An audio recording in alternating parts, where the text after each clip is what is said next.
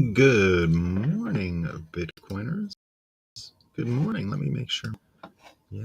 There it is. Boo Boo Bodacious. Good morning, Count. Good morning, Boo Boo Bodacious. Ahoy, Bitcoin Graffiti says. Ahoy. Indeed, ahoy. We are uh, out at sea. But the sun's up. I can still see the sun from here. And I was able to check, despite being on a boat at sea, Bitcoin is running, guys. Bitcoin's running. We're great. All that's left to do is have a coffee and talk about what's new. So do let me know if this thing comes through correctly. Um, Alternatively, what I'm going to do the next few days, if this live broadcast has some troubles connecting, is I'll record and try it that way.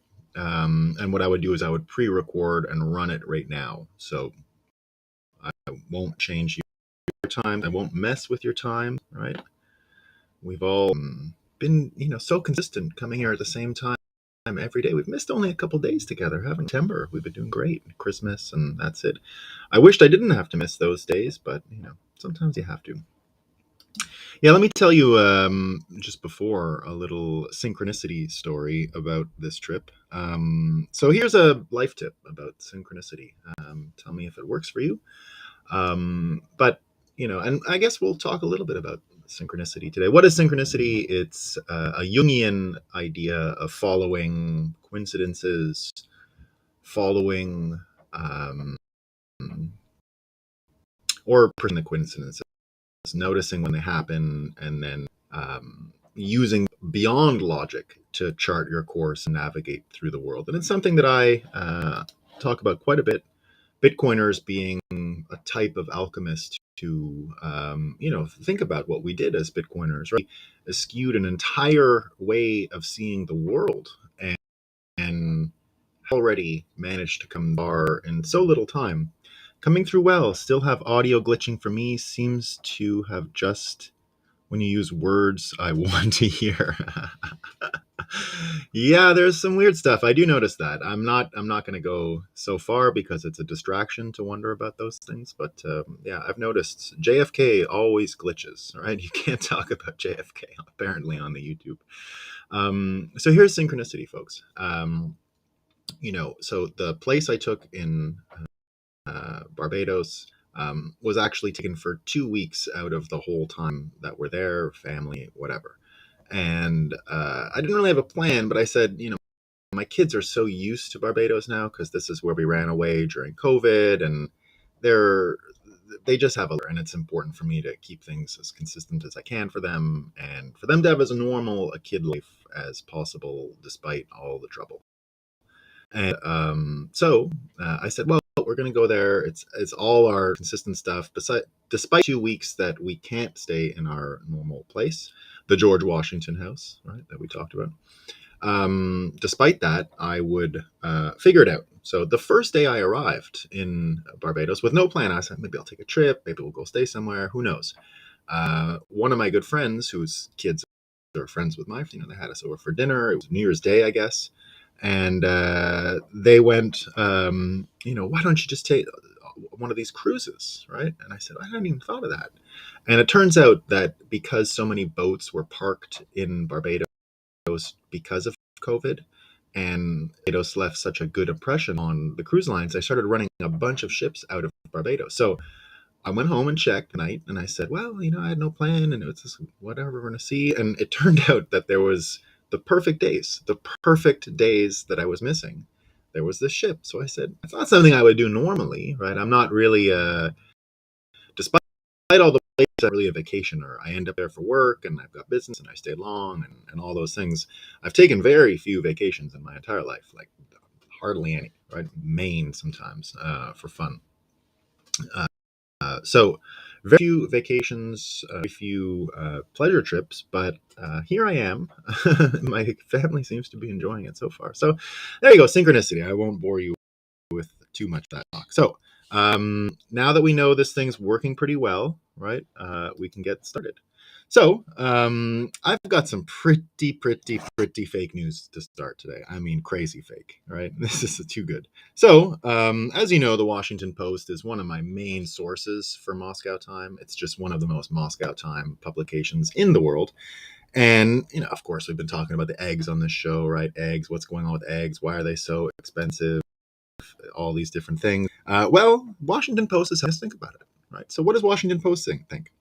Why eggs are cheaper than you think. It's the headline in Washington Post. Why the eggs are cheaper than you think, right? Don't let the number confuse you, right? That might be what you think. The number, the price might be what you think eggs cost, but that's not true. Come on, get real. They go on to explain the headline. Here it is. If you can't help cringing when you see the cashier ring up eggs that cost twice as much as they did a year ago, it might help to remember that however poor you feel, your ancestors would have taken a look at your grocery cart and declared you rich beyond their dreams. That's a nice reframe. Thank you, Washington Post. Don't complain about the price of things. Think about your ancestors, for God's sakes. They'd be like, whoa, where'd you get those cupcakes? Where'd you get those ding dongs, right? Where'd you get, you're rich, man. Ding. Thank you, Washington Post. It's excellent advice. We're really happy. So, of course, today, everyone talking about the State of the Union. The president last night gave his talk, right? So this is a thing, if you're not American, where, so first of all, separation of powers in America, right? As opposed to a lot of British Commonwealth systems, the Prime Minister in a British Commonwealth system is a congressman who sits as a member of the Congress. And so there is less of a division. They go out and have an executive job and another office and another title and another paycheck, right? That's generally how it works. But in the United States, they made a clear separation. So the president is directly elected, sits totally apart from the legislature. That's one of the modifications of the British system that the Americans chose.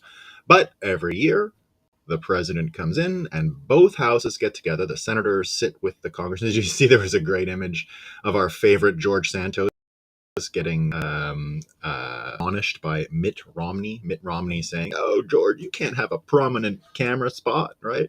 And he was wearing an orange tie. I noticed the orange tie that George Santos, our favorite congressman, other than Senator Fetterman, was wearing, right? So,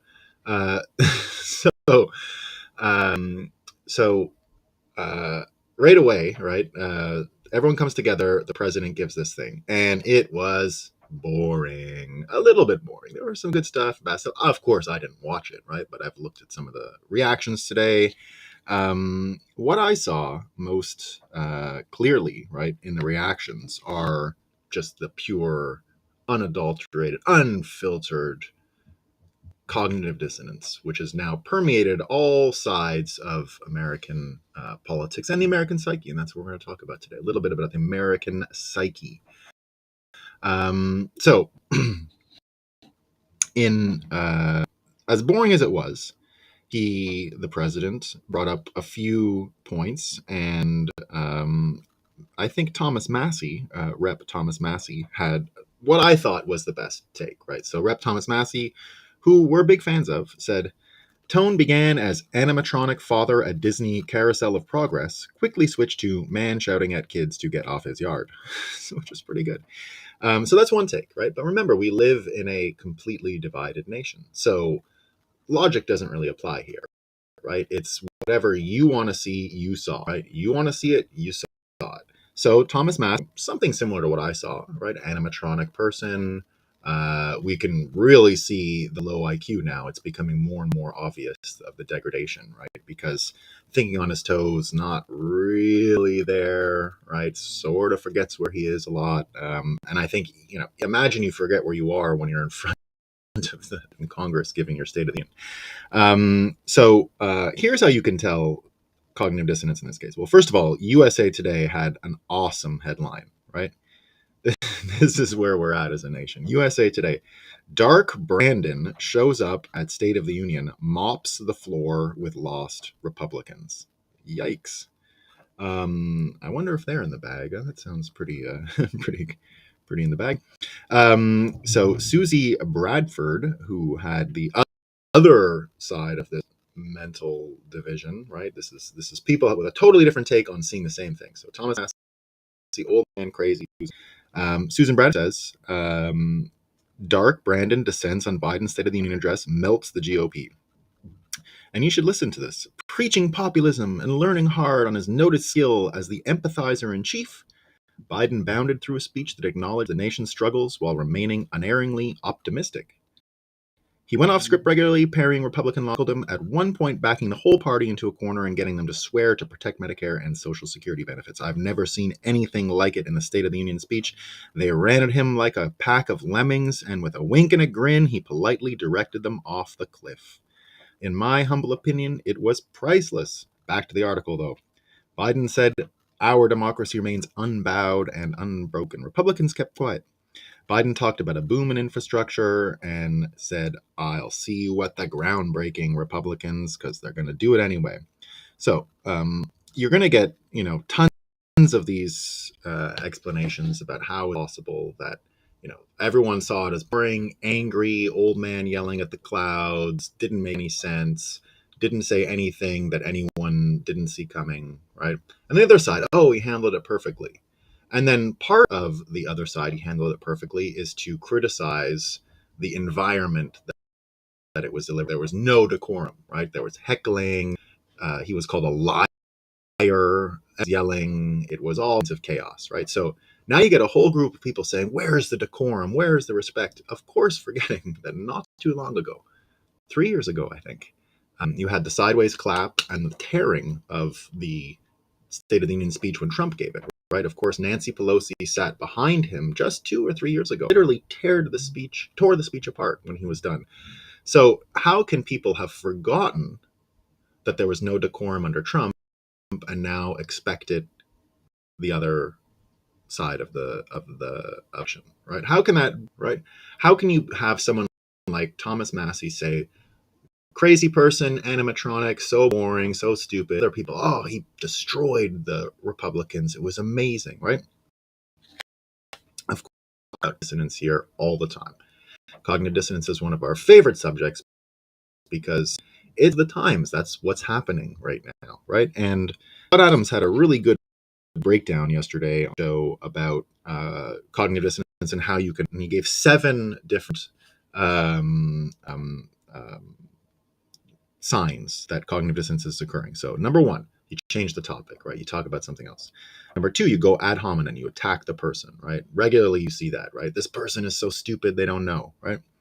And then our favorite, mind reading, right? Number 3, I know the intentions of these people. They're racist. They want to go back to segregated America, right?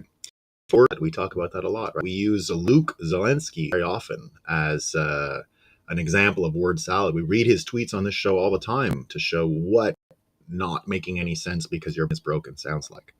Number 5, uses analogy in place of reason, right? That's a really good trick, right? Here's a thing you can think about, but there's a better one. It has nothing to do with the thing you're thinking about, and it'll work. Number 6, insists it is complicated and can't be summarized. And number 7, the so you're telling me, right? Putting words and doing a type of mind reading, but creating a straw man that isn't what the person said and then attacking it, right? So indicates a straw man coming. And what Scott Adams says here is, as soon as you detect one of 7 tells for cognitive dissonance, excuse yourself from the conversation. You can't deprogram someone via reason. And isn't that the truth, right? You can't deprogram people from reason. I think we've understood that for a long time as Bitcoiners because we approach economics, for example, with logical arguments. You can't have money unless you can count it. You can't move forward if you continue to have no feedback loop in your money. But these are all logical reasons, right? Now, remember, when we think about economics, this show, we're not talking about math. There's numbers, no math. Economics is a psychological engine, right? The psychological conditions for it to perpetuate are what's important. The math involved, right? Numbers, no math. And a lot of people still think math. It's not math. Unfortunately, we wish. And the reason it's not math is because humans are absolutely not logical creatures, right? We have a function that looks like logic, but all that really does is applies to decisions we've almost already made, right? We rationalize things after we've done them or committed to them. So when we make a choice, whether it be spending money, consuming something, in general, choice is made without really our own knowledge. We make the choice barely with our knowledge, right? And then we use logic to rationalize it after the fact, so that it looks like we came up with a choice ourselves, right? Well, that was my choice, right? Well, not always, right? Not always. Of course, we have some choice in this or that, right? Chocolate or vanilla. There's a certain amount of choice going on for humans day to day. But if you've never read a book, which came out in 2020 by Morgan Housel, The Psychology of Money, he comes to very similar conclusions to myself, right? That's why you have all kinds of people who are actually good at economics or good at finance and are absolutely broke. It's not an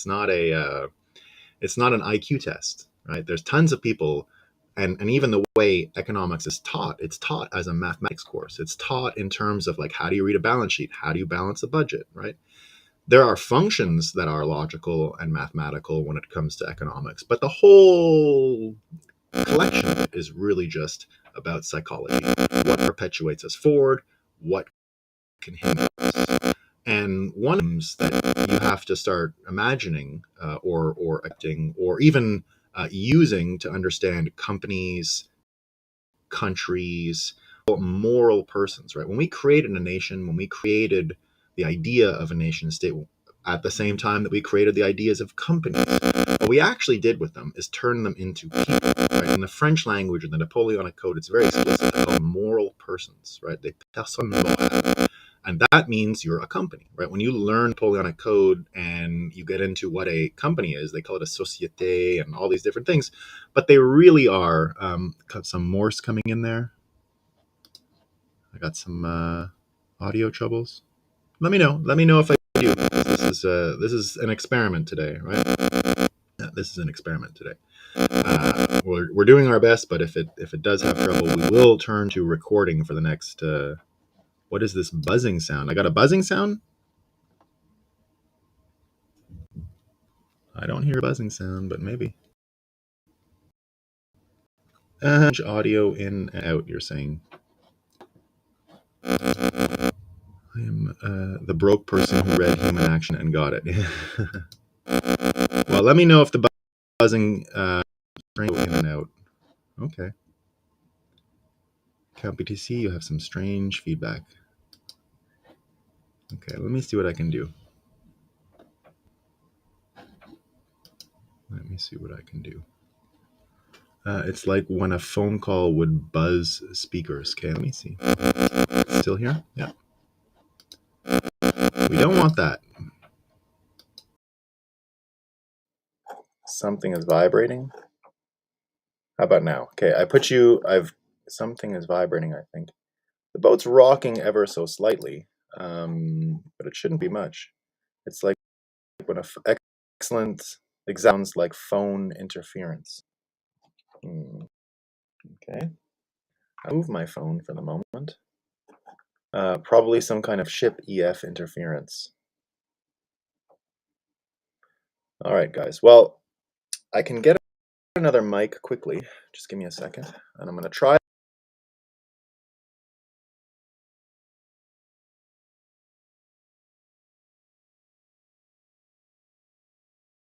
It's better now. It's better now. I'm just on the most basic mic at the moment. It's gone now. Okay, let's continue then.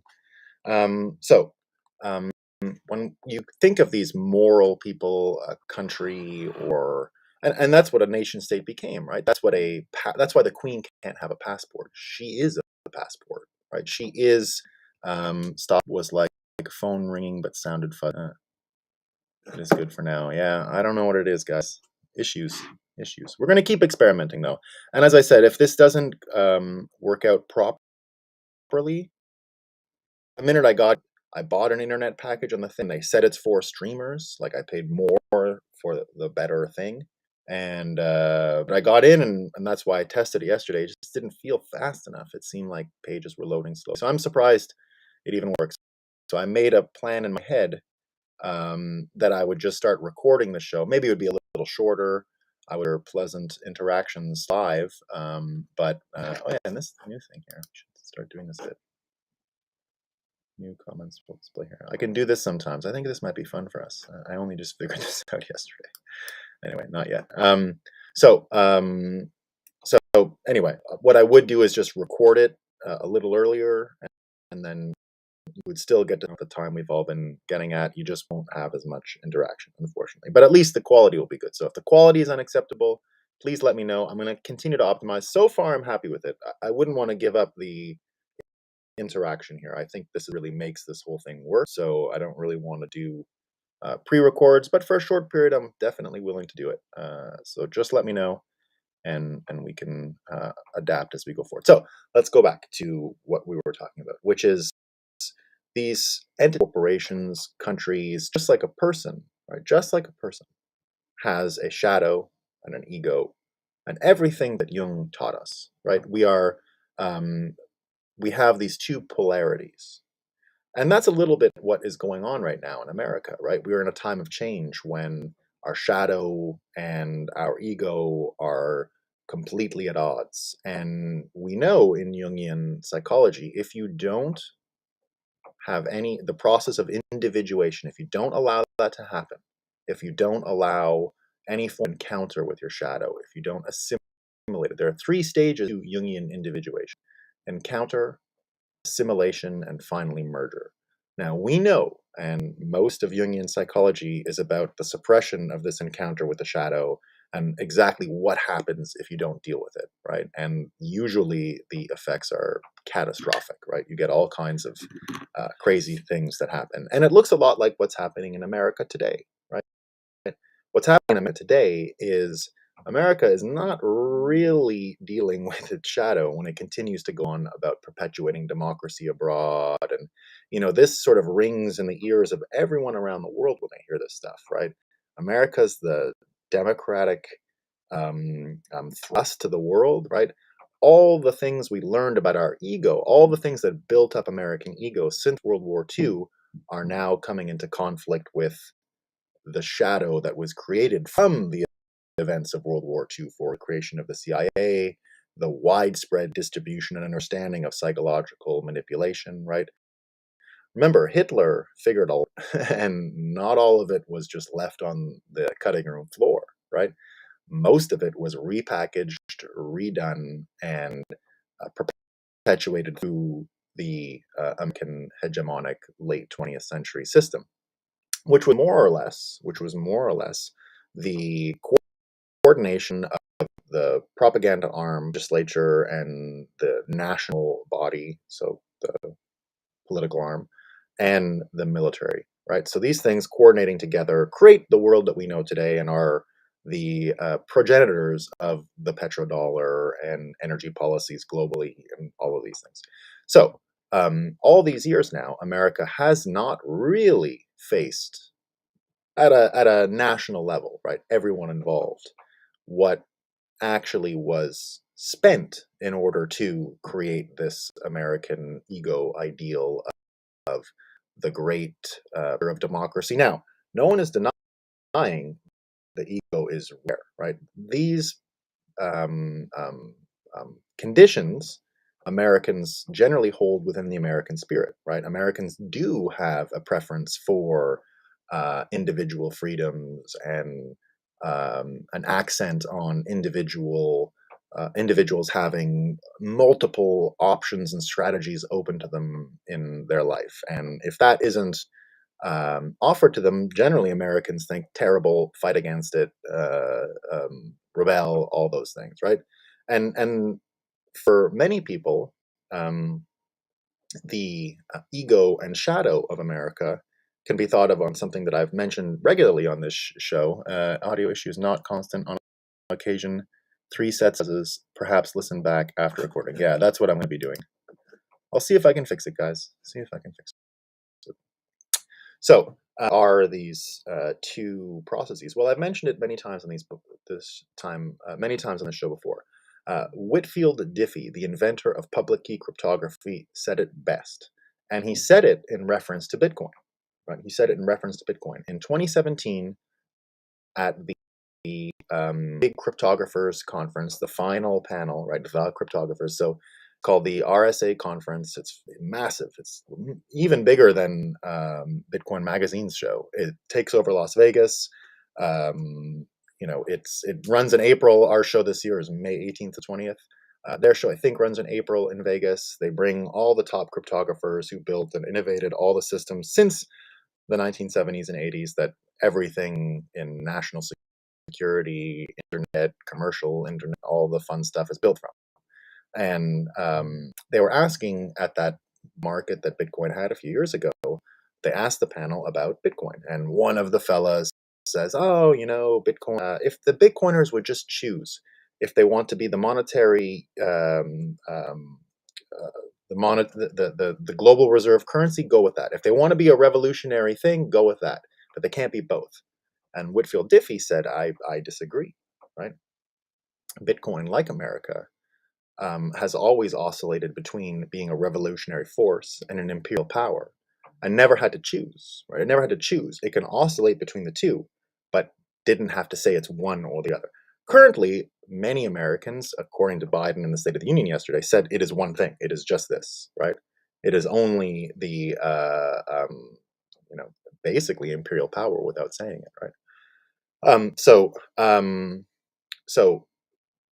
because of this, right? Because Whitfield Diffie said, America didn't have to choose, and then he also said, you Bitcoiners don't have to choose, and he said, let the kids keep working at it, right? Let them have fun and see what comes of it. Bitcoiners don't need to choose anything, right? And sound was like notifications on muted phone, vibration on. Well, it might be another. We might try the new system tomorrow too. Okay, so because of that, right, this duality, because of this duality, Bitcoiners are seeing things from a different perspective, because everything about our technology and everything about the worldview we hold does have to factor in this duality of Bitcoin, right? When we deal with regulators, when we deal with innovation, when we deal with all the different issues that come through the Bitcoin community. You see it now with ordinals, right? You see it now with all that debate about whether or not who's in charge. And for a long time, people said that the devs were in charge and the miners were in charge, but then the maxis were in charge. And every little debate we have in Bitcoin proves that the cycle is spinning, right? No one is really in control, and we seem to be having rapid fire individuation in Bitcoin, right? We encounter issues, we assimilate all of the arguments, and there is a form of murder. And you've seen it play out over the ordinals argument in the last few days.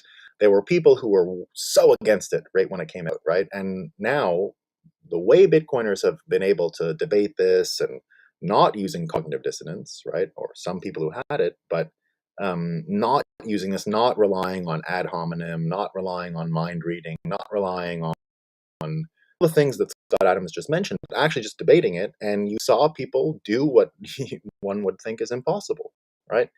Pierre Rochard, for example, I read his, if you don't know, is one of the original creators of the Nakamoto Institute, one of the original who actually was first to coming up with all kinds of innovations and insights on Bitcoin years and years ago.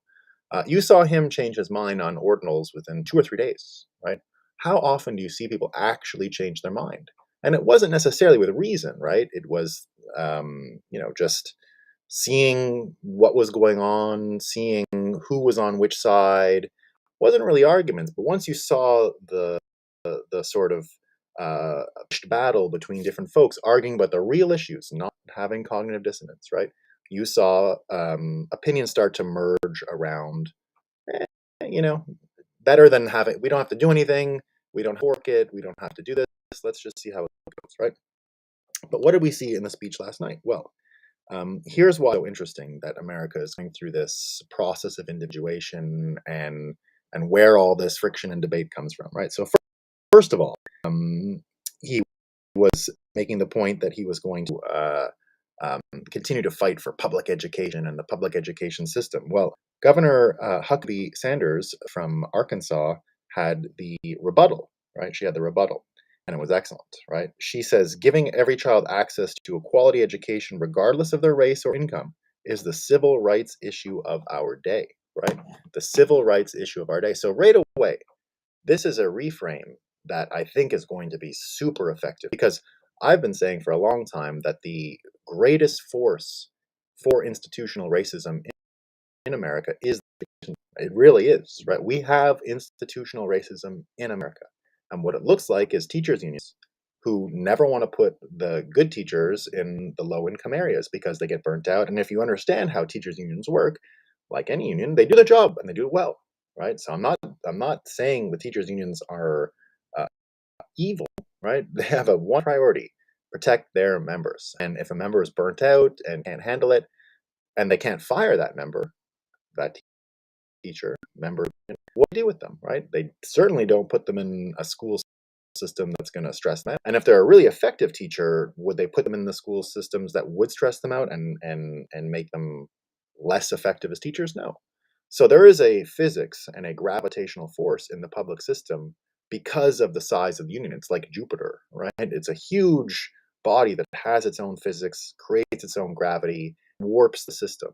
And what you end up seeing is the best teachers go where the richest kids are, and the worst teachers go where the ones they can't get rid of, who, they got to hide somewhere, they send them to the bad places, right? Where by bad places, I mean tons of broken homes, tons of poverty. The kids who really need the help end up going to a place that them that help, right?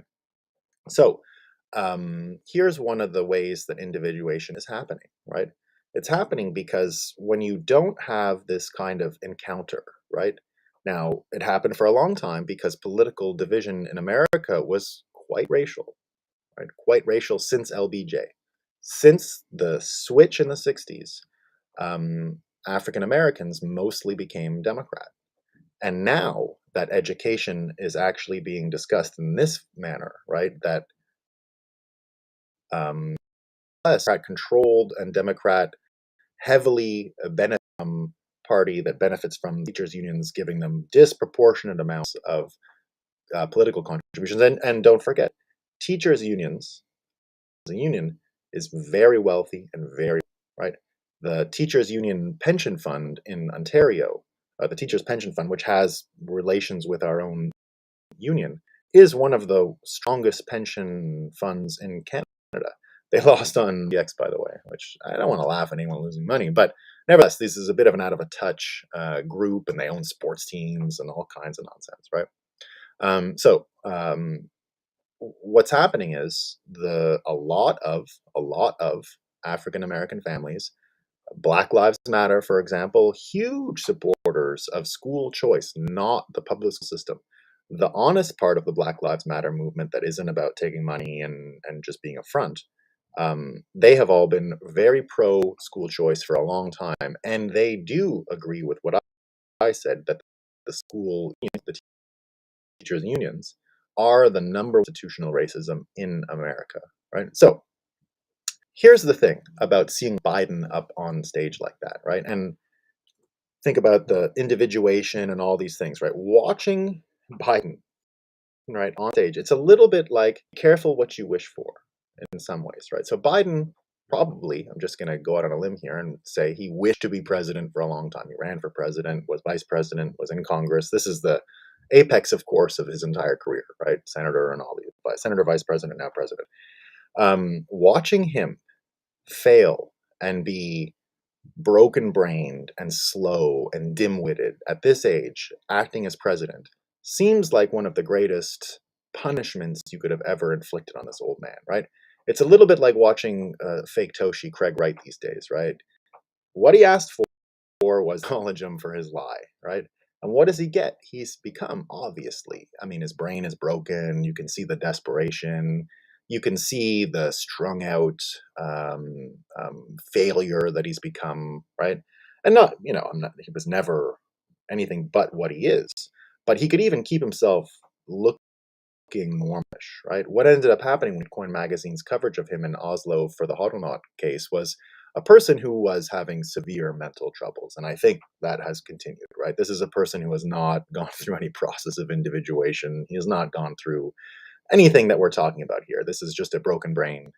And you see, he got what he asked for, right? He got what he asked for. And all this attention and all the criticisms of him being a huge liar, it's now what He asked for this and got it, right? Biden asked for something very similar and got what he asked for. And there couldn't be a better image. There couldn't be a better image of what America's come to and what our actual psychological problems are one this guy. Now, you can see him as what these people who I just mentioned, oh, Dark Brandon descended, right? But this is just word thinking. This is just putting words on paper. This doesn't actually resonate with anyone, of course, right? This is just propaganda, or it's hollow and empty. When you start comparing that, right, and now when you start actually seeing the lies that come out of it, right, now you're starting to talk about how to arrive at the process of individuation. So we have the education component, right? All kinds of these African American families leaving the system, leaving whatever adherence had to Democrat point of view, and more coming over. Republicans aren't the answer here, right? It's not a Republican Democrat thing, but thinking about education and prioritizing what their kids need and seeing that the systems we have in place are no good is one of the ways to start breaking out of this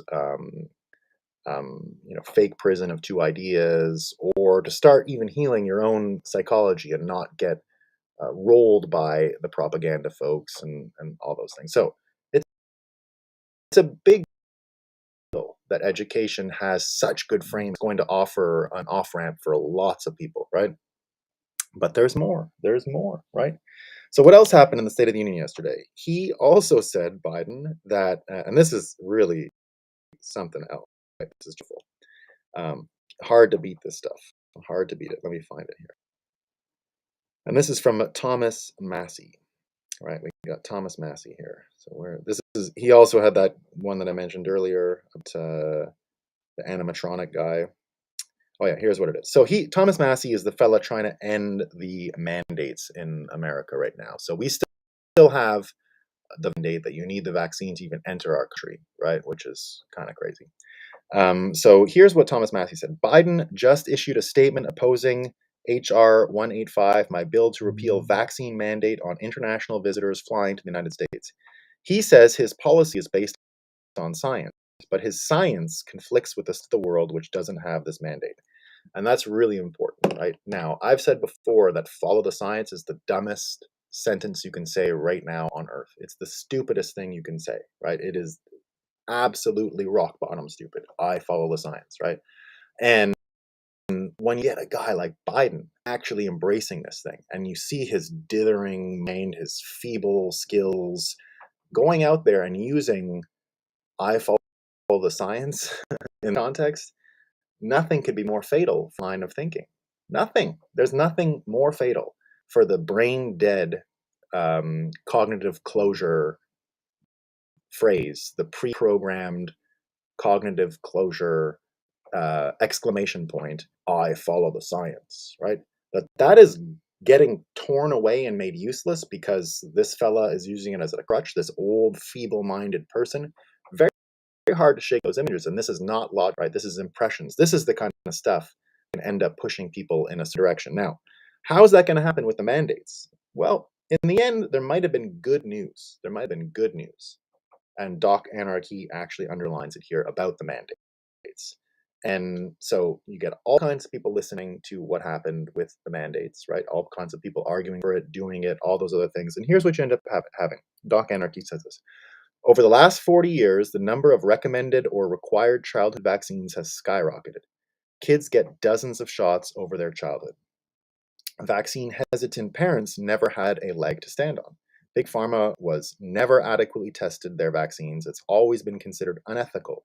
It would be unsafe to leave children unvaccinated, they say, meaning their studies have never had a true placebo. So what happened was, in the 1980s, they took away any ability to sue vaccine makers in case the vaccine was no good or whatever. And the reason vaccines get to market faster than any other medicine is because they actually don't have to test them because of the ethics, right? Because of this logic that goes way back to the polio days, right? When the rush to make the vaccine the polio vaccine was there, what ended up happening was you had um, precedent that if it's there, don't test it, send it out, and got to get it got to get people inoculated, right? And if you don't do it, it's unethical. So that very business front was excellent for pharmaceutical companies because it gave fast track to creating products that didn't exist for normal medicines. And there was only one piece missing, which is what Reagan did in the 80s, which was get rid of the legal liability for creating this. And Reagan even asked him, or Pfizer, or whoever it was at the time, whoever was in charge of the vaccines in the 80s, why can't you just make them safe, right? Why can't you just do that?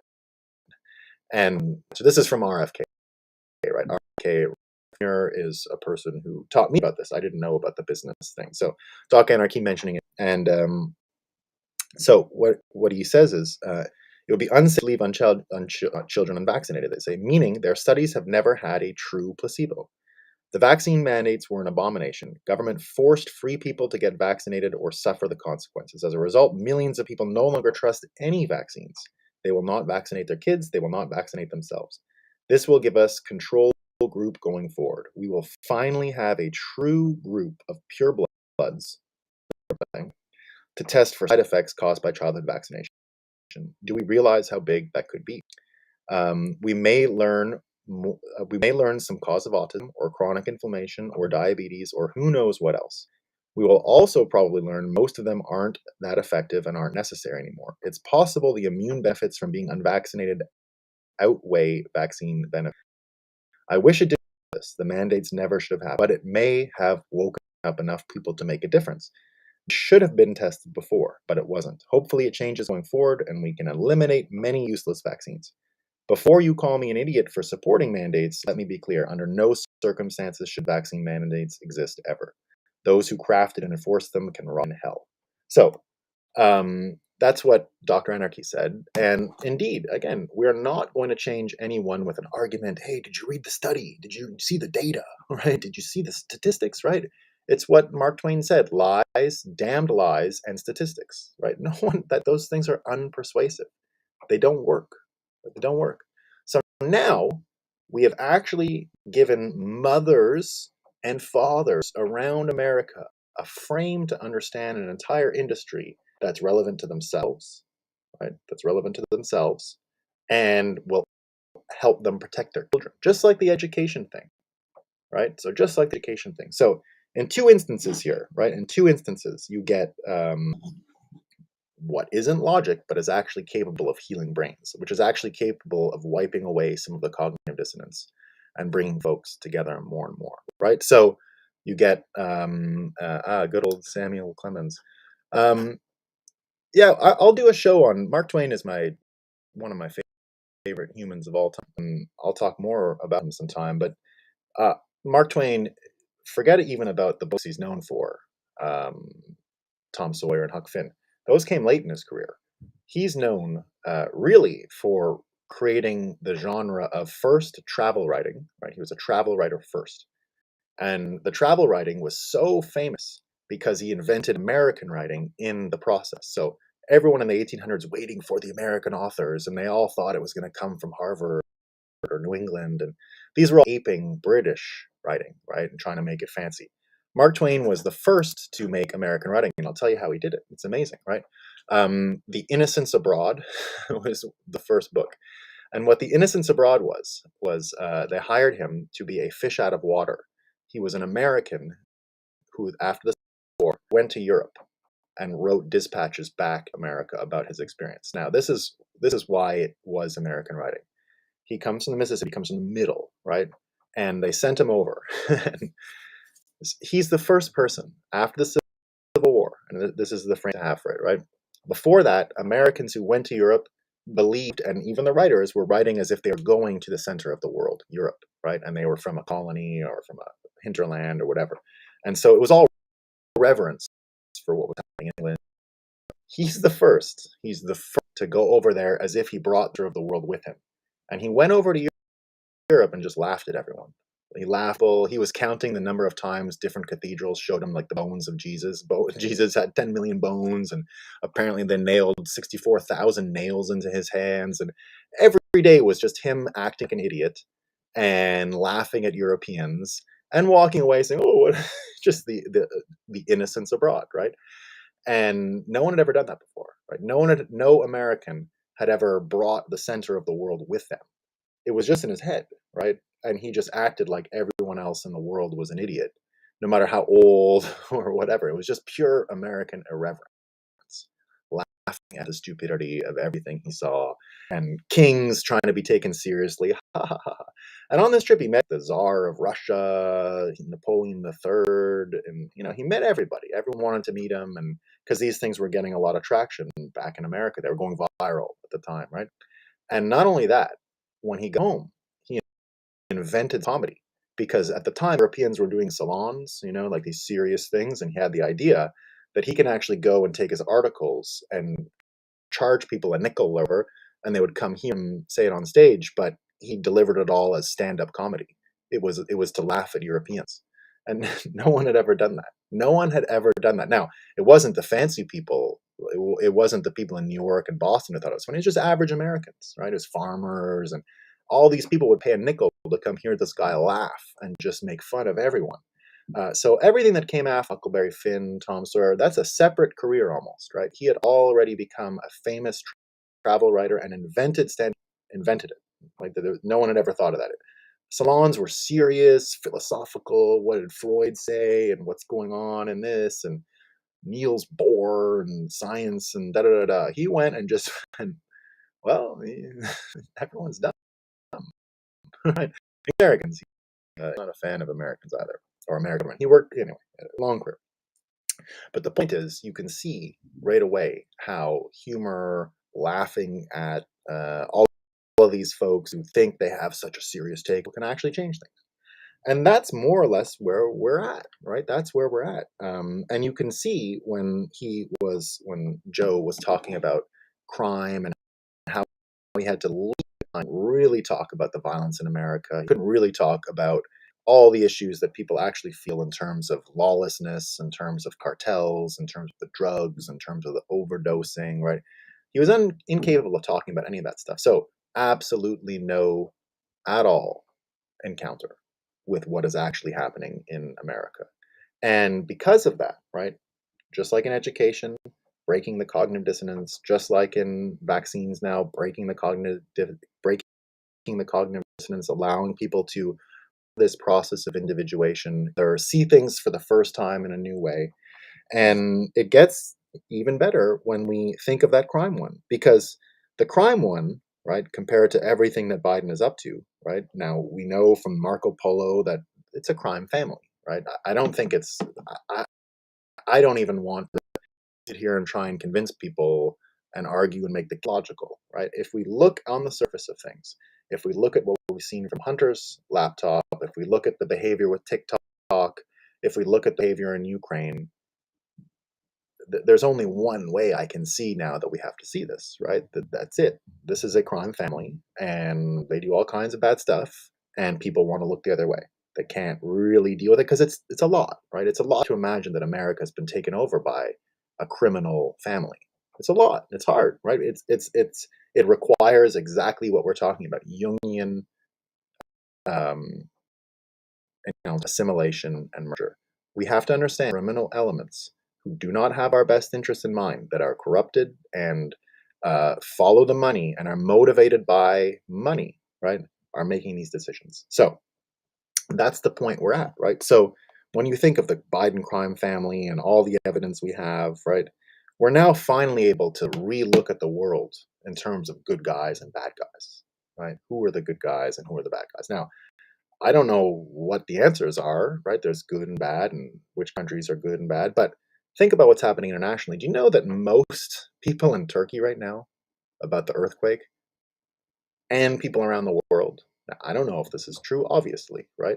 But a lot of them believe, it doesn't matter what's true, a lot of them believe that America caused the earthquakes. They believe it, right? That they used HARP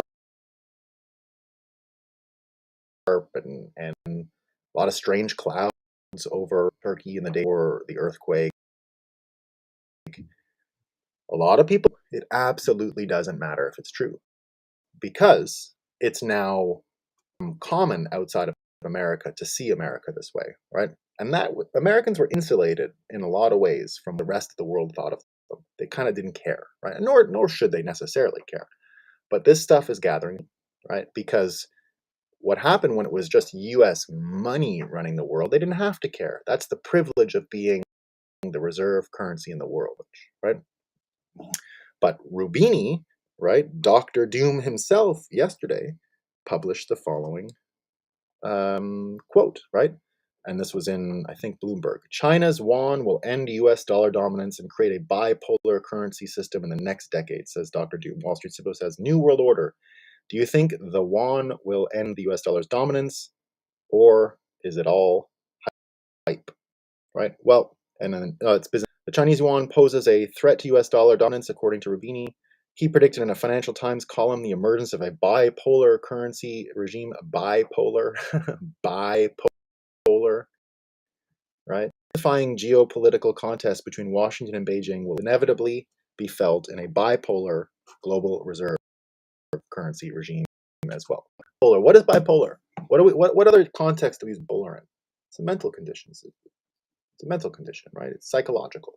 So we are already in a bipolar situation, right? The dollar is no longer. It just isn't. It's not the reserve currency. Whether not central banks hold it, the confidence the world has around it is shaken. There is a reason why BRICS 2 is the reason why it's gathering steam. And when you think of that bipolarity, right, eventually it must come to individuation. The shadow will pierce through. You cannot suppress it. You cannot. And so now that all of the stakes are there, right? We see the farming situation around the world. Ireland's farms going down. The farms in Holland going down. All of this for the global warming thing, right? Now, how much credibility these people have anymore? It's lessening every single day. You get enough people in the world thinking that America is going around causing earthquakes in Turkey that have led to thousands and thousands and thousands of deaths, and you have an actual crime family in charge, an actual crime family, all bets are off now, right? This is no longer logic. All bets are off. We're going to have mass individuation, mass merger and assimilation of what America is and becoming. It doesn't mean we have to sit around and give ourselves lashings because we're evil and all that. We're not, right? Evil things were done in the name of a corporate body called USA Inc., and we can destroy it, right? USA Inc. is just a thing in Washington, not even a part of a US state. It's not even a state. Remember that. It's not a state. It's a corporate entity that sits outside of the United States. The states are actual nations. The states are nations with all the powers they need. They're supposed to just share power for military purposes, security, a few other things. You have a corporate body, a moral person, sitting in DC, broadcasting bipolarity around the world now, broadcasting mental issues, right? Where you have this American psycho and not a logical, not a logical worldview that has now gone to every corner. But Americans and everyone else around the world, we're seeing education has been destroyed in the country. We're starting to ruin our food supply, right? We're starting to not eat nearly as healthy as before because meat and eggs and things luxuries. So it's actually hitting everyone right where it matters. And indeed, this is Bitcoin is the answer. What a time to be alive. Exactly, right? Exactly. Bitcoin's forces, that same individuation, is what can allow the whole wheel to turn. Bitcoin is literally, when we talk about encounter, right? Encounter. Right? I say it a lot. Bitcoin actually has a psychological rule because you can count it. You can now understand flows of money in a way that allows you to actually see what's going on in your shadow, for lack of a better word, right? If Americans had clear line of sight into military expenditures around the world, we knew if we could fund something like HARP, we knew if we could fund something like bioweapons in Taiwan or Ukraine, right? We'd probably deal with it, right? That doesn't jive with Americans' egos of themselves, so it would be dealt with. We would have an encounter with the trouble and fix it, right? And because we can count Bitcoin, because there's only so much, and it's not debt. We don't have a debt financial system in Bitcoin, right? You can actually have encounter on a mass psychological scale. And if you have encounter at a mass psychological scale, because you can count the money, You can have assimilation, you can have merger, and America can heal just like a human being can heal, right? Just like a human being can deal with their shadow, America can also deal with its shadow. And the talk last night, right? The talk last night on the State of the Union showed exactly how in need of some form of psychological help America requires, right? This is a bipolar situation, which will be manifested by America losing its reserve currency status, and the dollar being turned into a political weapon, right? Now, if they put Bitcoin into the dollar, things are going to change, right?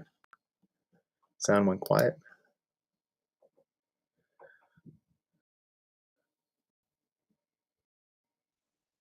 We can also exactly. Sound went quiet, huh? Do you have any info about the seed oils? Sound is muffled. Yeah, we're working on some of the. No, I didn't cover the mic. I did not cover it. Sound is muffled. Did not cover it. Here, I'll try this again. Guy's gonna do better. I was saying, we'll see how this goes. I'm gonna re-listen. If it's no good, I'm going to, as I said, pre-record early in the morning, and then air it live. Air it live at the same time you're all used to, right? There we go. Yeah, thanks. Appreciate it. It was fine, then got quieter. Christian says, yeah. It's fine, then got quieter. Cool. People should vaccinate themselves with mythology so they're protected against the political narrative. Yeah, Power of Oz comes from the populace listening to the Wizard of Oz. Yeah, no kidding. No kidding. Yeah. No kidding. Mm-hmm. So glad I got into Bitcoin. Yeah, we know it, man. Everyone is. I mean, I don't know. Imagine what you'd be doing without Bitcoin. Like, imagine. I'd be like stressed out. Oh, we gotta win an election. Democracy. Yeah, American Heart Association equals CETO. I'd say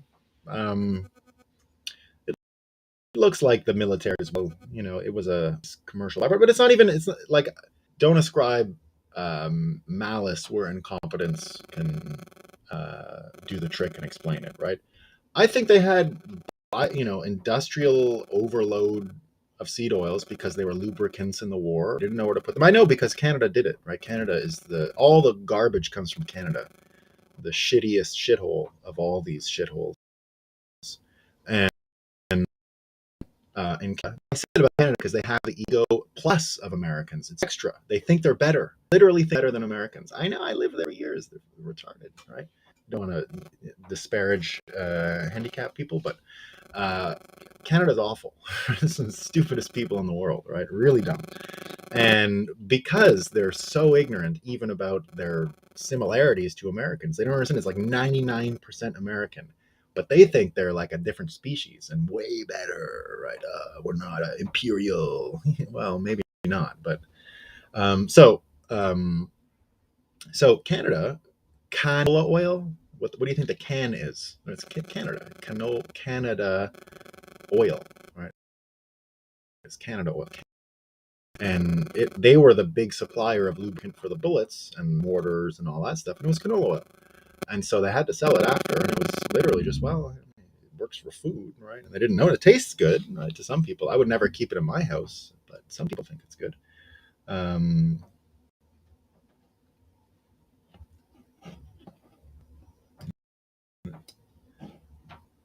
By the way, what do you think of Ordinals? There says graffiti empty others. Yeah, I mean, here's what I think. I'll tell you, I've said it before, but I'm always happy to do it.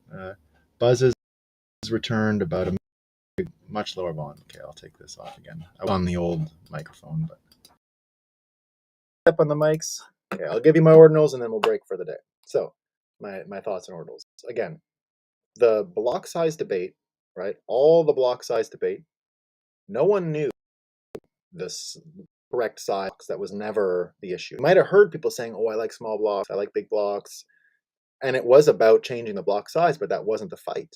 The fight was whether or not commercial, corporate, VC-backed entities could optimize Bitcoin and force a hard fork to help businesses, right? That's the 2x, the both No2 and UASF, the user activated soft fork movements, were about who's in charge, right? Who's in charge. Now, if you understand Bitcoin, you know it's not consumer technology because it is cryptography. Cryptography exists in a strange world. It's adversarial.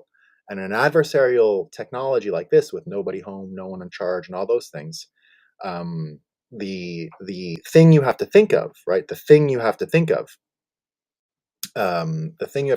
is the unfair fight between the people who back the plan, back the program, want the program to break it, right? It's an unfair fight because the people who want to break it just define one thing. One didn't see, and it can take the whole thing down. The opposite, right? The people who are maintaining and wishing the protocol to go forward have to think of everything in advance before the person who broke it thought of the thing that can break it. So it's an unfair fight, right? It's totally unfair. And that's just that's the game. That's the game you're playing. It's not consumer technology. You can't fail fast and break things. You can't bring the Silicon Valley attitude into it. It's not a game. We're talking about psychology, individuation, encounter. We're talking about something totally different than when's the next video game, when's the new Nintendo coming out, when's the new iPhone coming out. It's not those. And because it's not, but it's technology. So our mind thinks faster, better, stronger, optimize, faster, better, stronger, because that's what technology has always been. So there is absolutely no right amount of block size. That's fake. Fight was over block size, but not really. That's what was coming out of the fight. The real fight was, do we risk Bitcoin to help these commercial folks, or do we maintain the battle lines of they haven't broken or found a weakness yet? If we change, we actually open up the surface area of attack, right? There's new frontiers on which the network can be attacked. And there are people who absolutely didn't want that, myself included. I don't know the right block size, nothing to do with the block size, and whether or not blocks are full and this and that and mempool space, I don't know. All I know is these are valid blocks, and whatever comes will come, right? There's no coercion, there's none of those things. So who knows what has to happen, but so far we have avoided any change, right? We've avoided any of these unfair fight situations or confusion. Now, people say in the future you can't run your node and this and that. Well, I mean, look, Satoshi is very clear, right, that he's betting on Moore's law and the increased processing power, the increased storage power for Bitcoin to grow. He said that clearly many times. So if we're embracing that fact, right, increased processing power, how do we really need to worry about that as the attack vector? I don't think so, right? To me, the bigger it is losing talent, losing entrepreneurship, not using the commodity of blocks at all. Now, I don't think we have to use the commodity of block space. I don't think it's vital, right? But that people are, and it's bringing attention and commercial activity, that's all that matters to me. I could be wrong, but the real debate was never about the correct size of the blocks. Don't get confused by the correct size of the blocks. Nobody knows. I don't know. No one knows, right? No one knows. Anyone who tells you they know what the correct block size is absolutely lying, or are really actually technically convinced and maybe are right? But do we need to follow that? I don't think so. I don't think there is a right answer. I don't think it's unknowable. It's unknowable. I've listened to arguments about reducing size to reduce the surface area of attack. I can get down with that. I understand why you'd want to reduce the block size to limit the surface area of attack, to even pack Bitcoin more tightly, right? But the truth is, to get where we are today, we didn't have to change anything, and that's all we needed, right? Just to not change. So, someone told me was 2 megabytes and changed to 4 megabytes. That's in the SegWit data, right? They tuck it into the SegWit piece, which was the soft fork thing. So strangely, it was Luke Dash Jr. who came up with the SegWit bandwidth workaround, but I've spoken to him a bunch about small block. He wants like a 0.3 block to limit the surface area of attack, right? So there you go. Yeah, yeah. I like your clarity, not consumer tech. I use that all the time. Please, everyone, steal it because it's really important, right? Our instinct when we hear about technology is consumer technology. Well, people have had consumer tech innovation on Bitcoin for over 10 years now. Where did that all go? It's all garbage because it's not consumer tech, right? Faster doesn't matter. That's for video games. That's for iPads. I helped run a successful attack on Ethereum, the most successful attack ever on Ethereum, because I told the Solana developers in the early days, right? Well, if this probabilistic thing is real, like the Ethereum people tell me it is, right? Probabilistic math is enough, right? You don't need complete finality like in Bitcoin, right? Probabilistic math is enough, they told me, for super sophisticated counterparties like Wall Street people. Indeed, probability is enough, right? What's going on Wall Street is not the world, it's just Wall Street. And so I told the Solana guys in the early days, like before FTX was involved, before SPDF was involved, I met those guys in 2019 or something, right? They told me about Solana, and I went, well, if you're going down the probabilistic route, there's nothing Ethereum could ever do is stronger than this, right? So I gave them a piece of advice, right, which I'd seen in the market working at CoinDesk for years and all that stuff. I'd seen all these ETH killers come, right? ETH killers, right? We're gonna kill ETH, and they used explicitly language ETH killers. All I said was just act like you already won. just pretend you won, right? Don't say what you're gonna do. Just say you're the faster, stronger version, and don't even acknowledge Ethereum. Just say you're the fastest thing that's ever been created.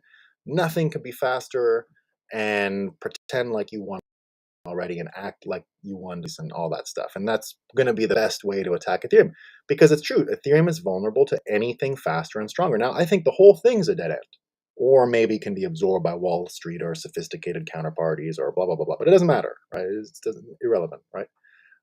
It's not finality. It's probabilistic math, good for some people. And indeed, it is consumer technology, right? So consumer technology, fine, right? Fine.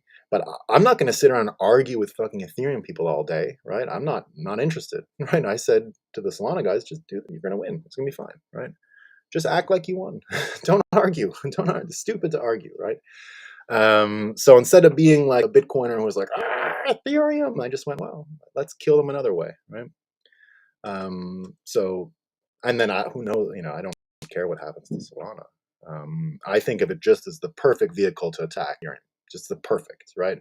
Filled with VC, filled with greedy, smart, sophisticated, really adversarial counterparties who want to do Wall Street shit all day, right? What I always say is Bitcoin wants to get rid of, they had the best and brightest going to Wall Street for generations.